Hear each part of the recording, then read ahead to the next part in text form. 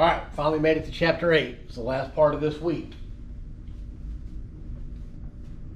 So chapter 8 is mostly about chemistry and metabolism. I want to talk about carbohydrates, lipids and phospholipids, amino acids and proteins, a little bit about those proteins and the enzymatic activity, a couple of our nucleic acids, the role of those nucleic acids, and then secondary plant products. So carbohydrates, lipids, phospholipids, amino acids, and proteins are also something that we use every day in our human diets or our human metabolism. Plants need those as well. Some of these proteins and enzymes and these nucleic acids we use also, not so much in the secondary plant products, but they do provide a benefit for that plant. As I mentioned, there's a lot of similarities between human metabolism and plant metabolism. So plants have these basic nutritional needs just like we do. And where do you think we get our nutritional needs from? The plant. So they have to have these different metabolites in order for us to attain them or animals to attain them. So as I mentioned, carbohydrates, you have lipids and fatty acids.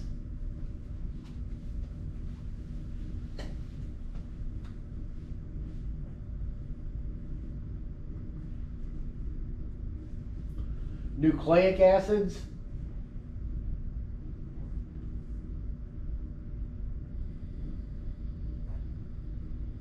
Proteins.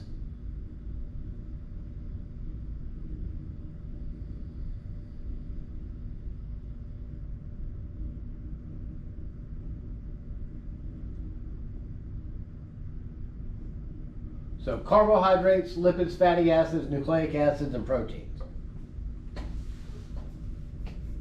So our carbohydrates are going to be the product of photosynthesis, primarily glucose as C6H12O6. So there's going to be some factor of this kind of basic molecule where we have a carbon and some water in some hydrated form. So we have mono, di, and oligosaccharides. And when I see saccharides, I'm thinking sugars. And then finally, polysaccharides. So the different types of carbohydrates: mono, di, oligo, and polysaccharides.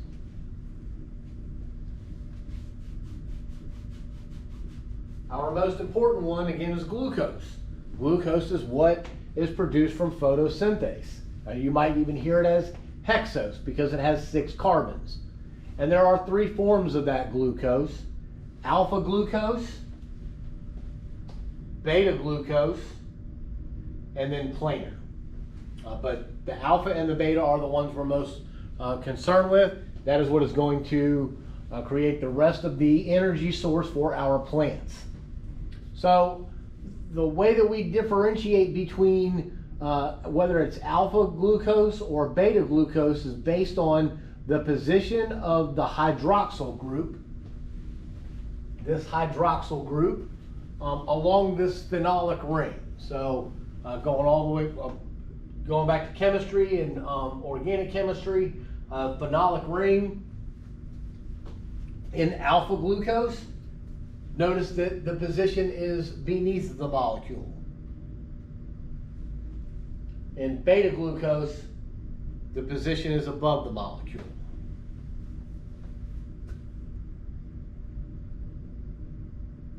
And this is important for the way that these glucose molecules are going to form these long chains. So some of our glucose compounds will end up turning into starch. Starches are made from repeating chains of alpha glucose. So starch, alpha glucose, linked at the 1 and 4, right here.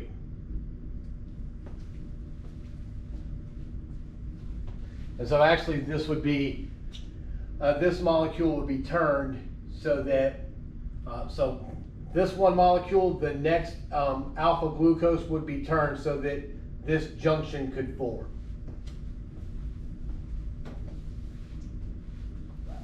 And then cellulose is a result of beta glucose. So we have starch, which is easily digestible, cellulose, which is not so easily digestible. It's mostly insoluble, and cellulose is what is left over after the plant dies, and we need the soil microorganisms in order to decompose those cellulose materials. So starch is alpha glucose, cellulose is beta glucose.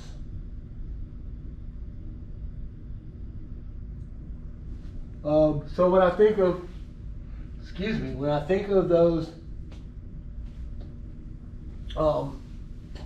carbohydrates and saccharides, I think of sugar. So we have table sugar, we might have a disaccharide, or this glucose and fructose are probably are the two most important ones as far as plants grow.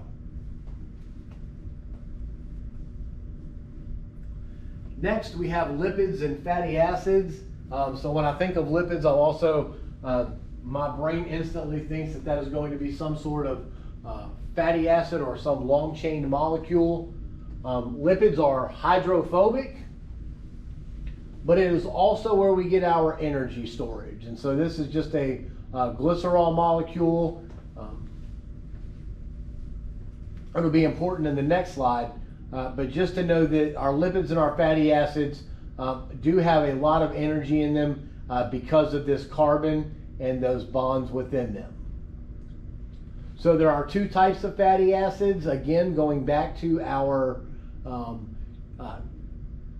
comparison between plants and human diets, the plants actually produce these fatty acids, and then when we eat them, when we eat the plants, we are either eating healthy or we're not. So unsaturated fatty acids have two or more double or triple bonds between carbons.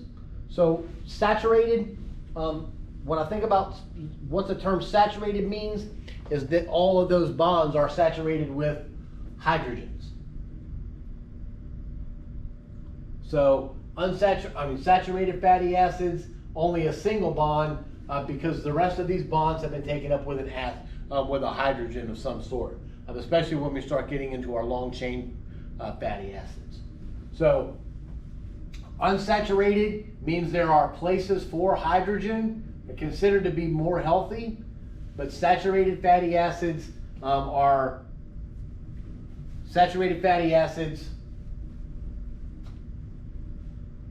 not healthy. Next, we have triglycerides. So those are going to be three fatty acids linked to that glycerol. There would be another fatty acid somewhere along there added to that glycerol in three positions. And then we have phospholipids. And so that glycerol molecule has a phosphate group and two fatty acids. So two types of fatty acids are, the two types of fatty acids are saturated and unsaturated. We're also looking at triglycerides that have phospholipids, and when I think phospho, I'm thinking phosphate group. So here's a look at, on the top figure is a triglyceride, so that's three fatty acids. Here is our glycerol molecule from earlier. Here's our glycerol molecule right here, and we have three fatty acids chained to that glycerol molecule. A phospholipid has two fatty acids in this phosphate group. So here's our glycerol molecule again. Here is our phosphate group. Here are our two chain fatty acids.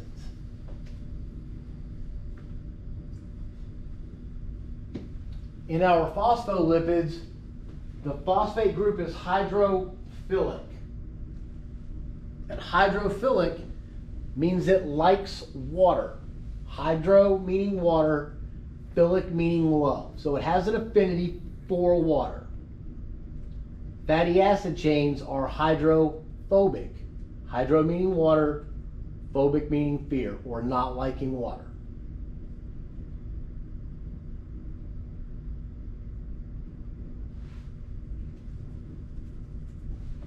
So those phospholipids are going to be the main component of our cell membrane. It's kind of what gives our cell walls its structure. Those unsaturated fatty acids have the ability to withstand cold, and they are also important for protein attachments.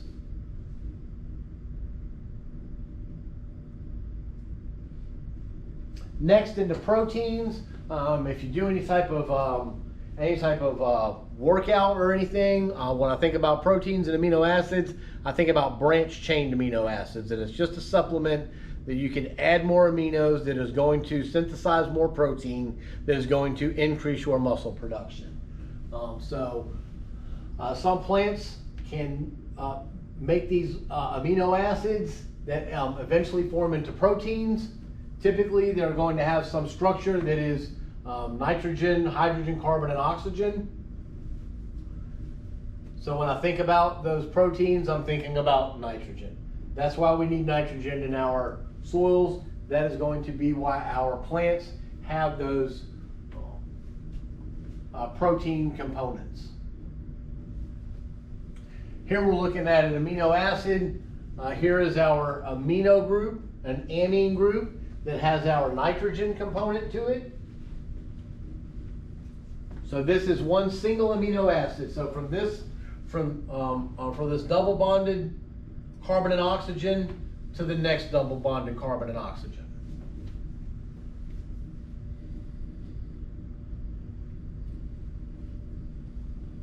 So our amino acids are going to be synthesized by adding ammonium to glucose to make glutamate and glutamine. Not that you'll need to know this cycle if you were to take some sort of plant physiology or plant metabolism class, then that would be where this comes in, but not for plant science. Just understand that we have to add this nitrogen into the process to make glutamine. Here's our glutamate, glutamine. Finally, it comes out and we have these proteins and nucleic acids.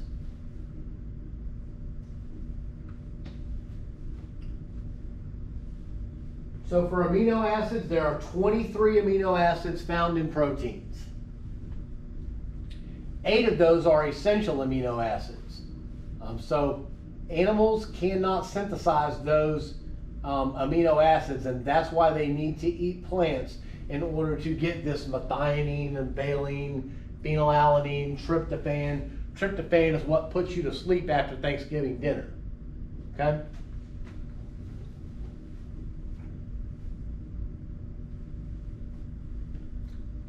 So we talked about those amino acids and how they'll link together with that peptide bond. Once those linkages are completed, that protein is completed. There are different structures for those proteins. Again, not necessarily something that we need to know for this class, but if we were taking a metabolism class or someone who would probably be interested in this type of information is going to be someone in a dietetics and nutrition class, because the way that these amino acids are structured and held together is going to be important for the release of the energy and the nutrients within the food that they are thinking of, or the food that they are prescribing or suggesting that their clients eat. Also with those amino acids are some of the enzymes, and enzymes are going to, they are the catalyst for those chemical reactions. And the thing about enzymes is they have to fit specifically within these slots, within these areas where they're supposed to begin to catalyze that reaction at. And so some of them can be active or inactive formation. So they may fit the slot, but they're not going to cause a reaction based upon their formation.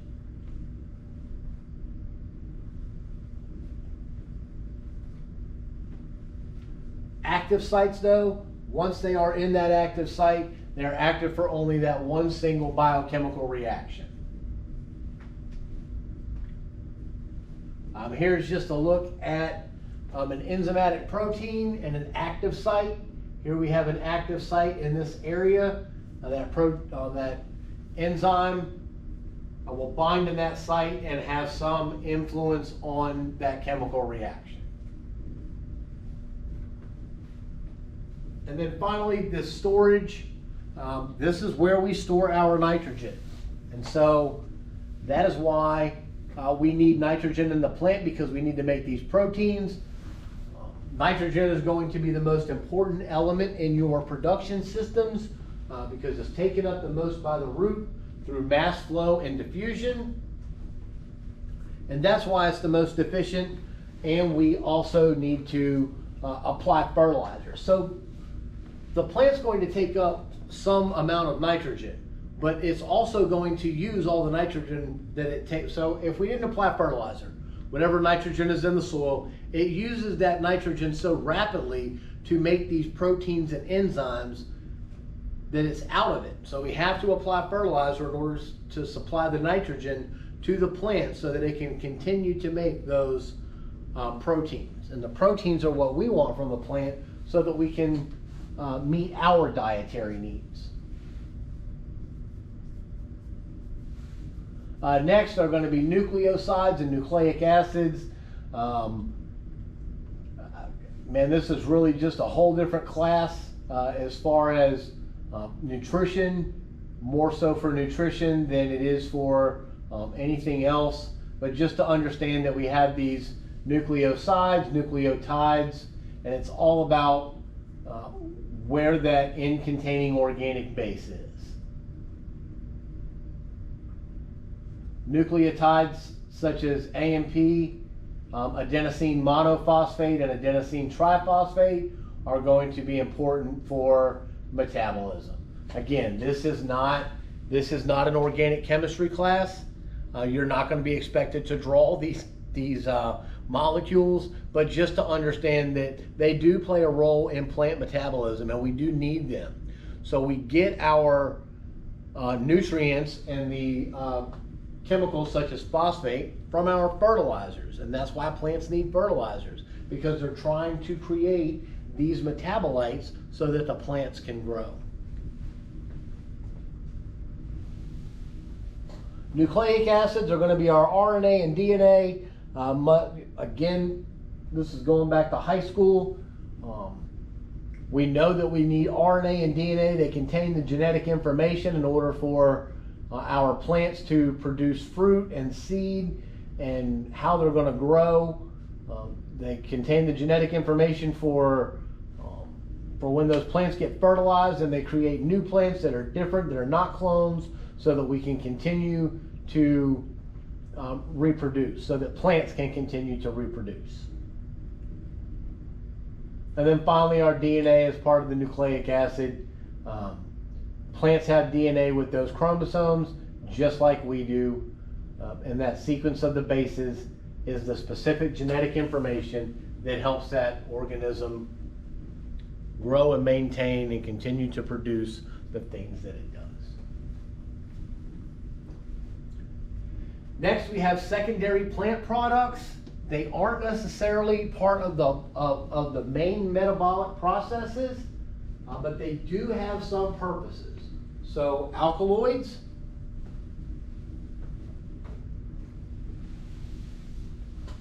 phenolics,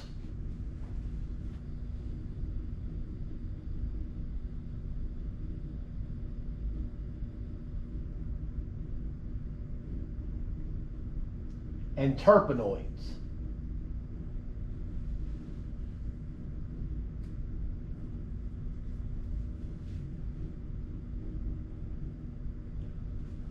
So alkaloids are going to be something that helps deter or protect against predators.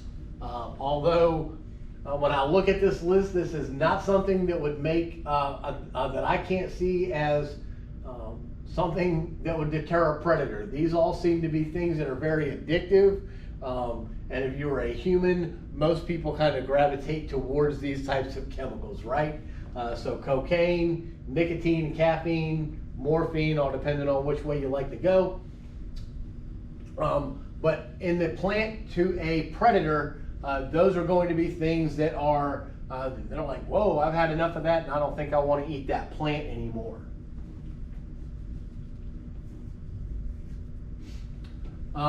So these phenolic rings, these phenolic rings being 6, like this is a 6-sided ring with a alcohol on the end of it, so phenol.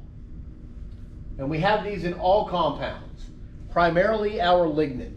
This is what gives us the cell rigidity and strength. It is like part of the stem. It is what makes the plant grow up rather than just kind of fall over. And then also as part of flavonoids. And so those are the pigments for attracting pollinators. But also these flavonoids are also used for perfumes and dyes and things of that nature that might have a certain smell or a certain taste. Those or color, you want a spice of some sort. It's going to be the phenolic ring and the compounds attached to that give it that flavor. Look at that flavor, flavonoids. We have terpenoids. These are going to be the carotenoids, and they have a role in the chloroplast, which are important for photosynthesis. And this is also where we get some of our flavorings from.